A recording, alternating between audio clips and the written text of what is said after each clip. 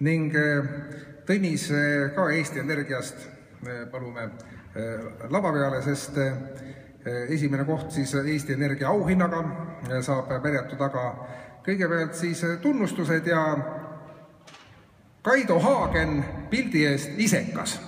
Esimene tunnustus. Siis Kaupo Kikas pildi eest kõrb.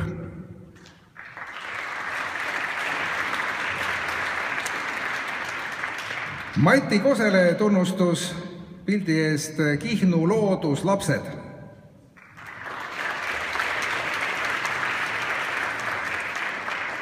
Ning Urmas Haljastele tunnustus pildi eest Vihane maaomanik.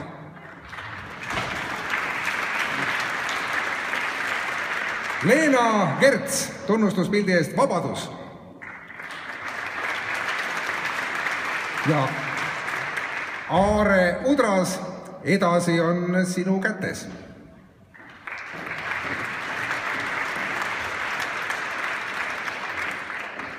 Taavi Lagel, nüüd juba siis 3.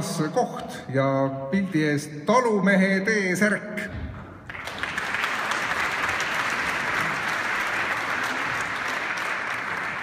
Teine koht inimene ja looduskategooria ja ka metsakujunduse osaühistu eripreemia läheb Elmo Riig ja pildi eest Üksindus.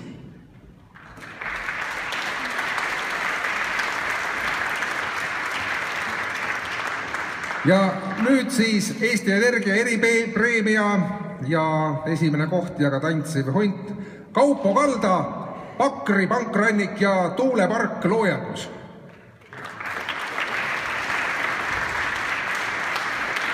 Kõigepealt Tõnis annab Eesti Energiat üle ühe korraliku koguse energiat. Siin on mitu kilovatti seal võib olla, seal 10 kilovatti vabalt. See on selles mõttes haruldane pilt, et meile lihtsurelikele ei ole antud seda sellest vaatenurgast vaadata.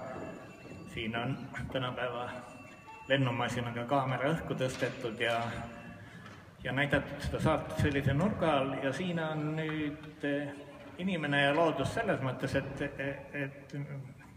tehnika, mis lubab niimoodi pilti teha ja teiseks see, mis seal poolsaarel on ehitatud.